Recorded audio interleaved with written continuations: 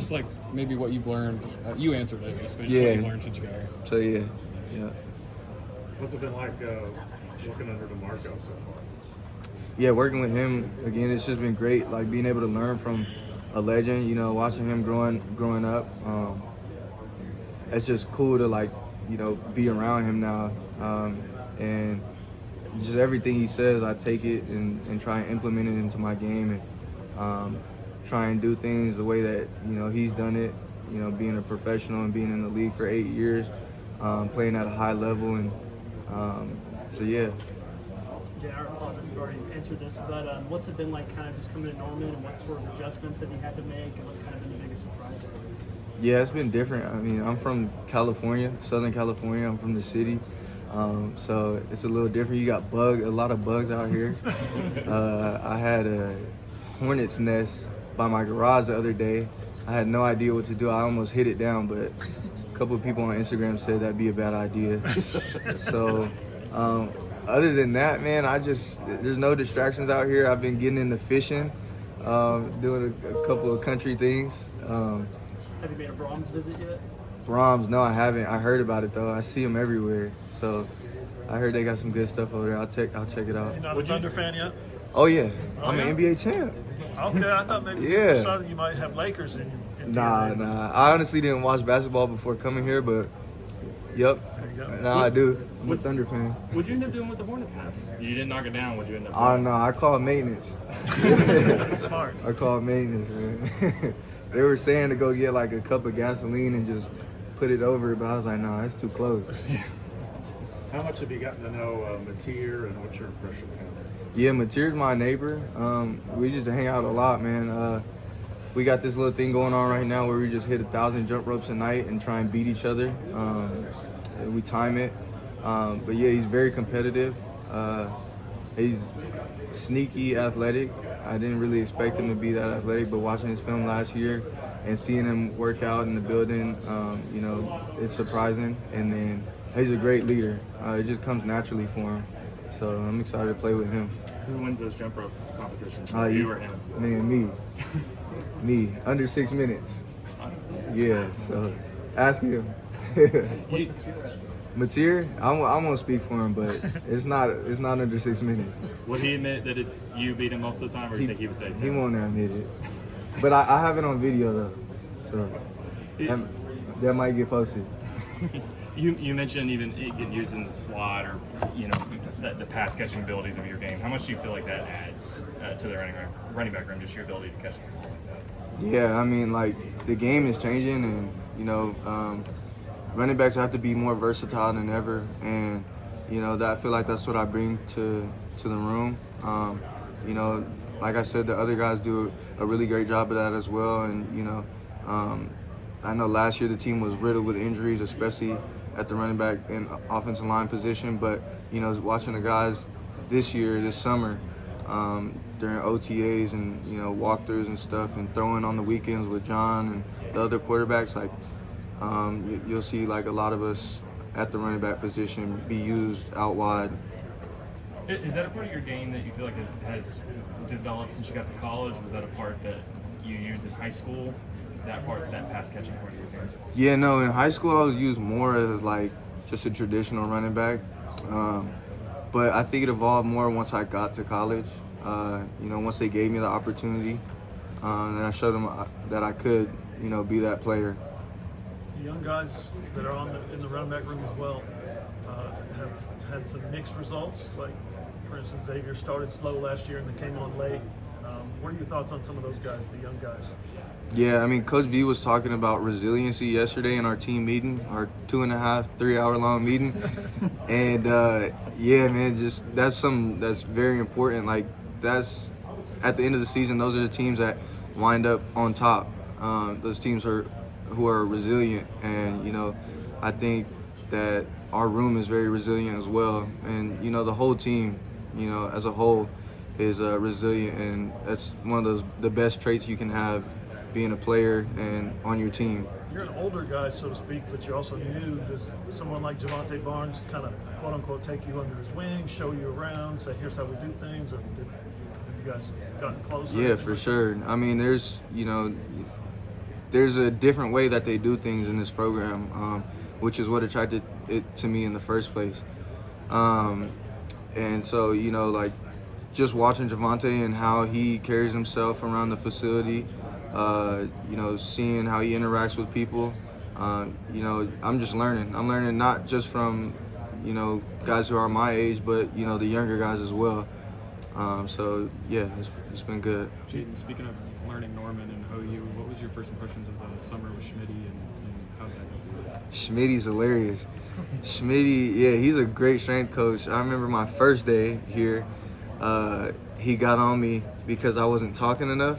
Like, literally my first day of workouts, he was like, he pulled me to the side and he was like, hey, you need to talk more. Like, this ain't enough. Like, you just ain't good enough. And I'm like, dang, dude, like, this is the first day. Like, you want me to yell at these dudes? Like, that's crazy. But, you know, like, I took his advice and he was right in the end. And I feel like, you know, he helped me to have a great summer. Jaydn, what excites you about Arbuckle's offense and how your skill set can fit into it? Yeah, I went into it like a little earlier, but again, just, you know, his spread offense, you know, in the recruiting process, we went over a lot of film and just was kind of asking him, like, how would I be used in this offense? And, you know, he plans on implementing a couple of things of me being out wide and not just used as a traditional running back. So that's what excites me the most. What do you think when you hear people question if you can be as successful in the SEC as you were on the West Coast? Yeah, I don't really pay attention to that. And if I do hear about it, it's just motivation, you know. I know myself, I know what I can do, I know my skill set, and so at the end of the day, football is football, and we've been having a good summer over here. Our OTAs and our one-on-ones with the linebackers and the corners and nickels, and I feel like I know what I can do. How excited are you about competing in the SEC and maybe especially applying to the OU Texas game? Yeah, I mean, I'm excited to compete. That's just my nature. And then playing in that Red River rivalry is very exciting, you know. But, I mean, all these games are exciting, man. Alabama, getting to play Auburn again, you know, LSU, like, these are teams that I watched growing up, and I'm just excited to play against them. Jaydn, the big freshman year you had, the big sophomore year you had, was last year, junior year, was that tough for you? Was it difficult personally, enduring those injuries and whatnot? Yeah, it was very tough, enduring that injury and not really handling it properly. But it was just a learning lesson. And so now I take that and we'll use it, what I learned from last year in the rest of my career. You talked about BB's resilience message in the 3-hour meeting. How does that relate to what you went through last year and how you can kind of come back this year? Yeah, I mean, like I said, resiliency is very important. And like I said, like, if you want to be a good player, you have to be resilient, and like you have to figure out a way to get things done, no matter what. And so, you know, a lot of guys on the team are resilient, and it just rubs off on you, as well as the coaches. So You said it wasn't handled, the injury wasn't handled, you didn't handle it right, or somebody didn't handle it right? Or... yeah, kind of like a mix of like my injury being misdiagnosed and the, you know, a little bit of the communication not going the right way on staff, but you know, I kind of blame myself, you know, for not trusting my gut and listening to my body. So yeah. Was it a sprain or was it beyond that? Yeah, it was a grade 3 high ankle sprain. Yeah, and then I also had some in my knee, grade 1. So yeah, I feel like if I would have sat out a couple weeks and took the time to really heal, it wouldn't have been nagging me up until the last game of the season. How excited are you for the daily battles with this defense? Oh yeah, I'm excited, man. Like, it's been getting chippy, and it's about time we get in the pads. So the defense, what's up? Talking to Troy, he saw your name pop in the portal initially. He was a big fan of you. What is your impression kind of on the other side of the offensive line? Yeah, last year they were riddled with injuries, and you know, coming back this year, everyone's excited. you know, just talking to the guys and getting to know them, you know, they've told me like how hard it was last year, and so I know they're just like real amped up to get started and getting the pads. Like I said, it's been getting chippy out there during walkthroughs, and I know they're fired up to get in the pads officially. You talked about it getting chippy. How is that different from Cal? Like, what's the biggest difference when you see the practice so far? Biggest difference, I think just, man, I don't know how to put it nicely. Biggest difference, these guys care. You know, not saying that, you know, my former teammates at Cal don't care, but, you know, there's levels, and it shows in the way, you know, guys treat their craft and how often they're taking care of things outside of the facility in order to be good within it, you know, so. Talk about some of the chemistry versus the offense going into some of these, like, think about like the Alabama game, the Texas game, these crazy road environments. Like, are you guys? How's that progressing as you go into fall camp? The team chemistry? Yeah, like I said, it's going very well. Things are getting chippy, and you know, guys have each other's back. I mean, shoot, we're even getting into it in workouts, and that's what you need on a football team. So it's exciting to see, and I think it'll help us going into camp. You know, building that chemistry, the amount of time that we spend outside of, you know, football, in the film room, watching together, just making sure we're all on the same page. And then on top of that, outside of, you know, football, just away from football, just hanging out outside of the building, that builds team chemistry as well. And so we've done a lot of that this offseason. Coach Arbuckle said, I think he used the term something like he had his way with us when you all played Washington State. Do you remember that game specifically? Yeah. The most I remember that game, I had 2 fumbles, man.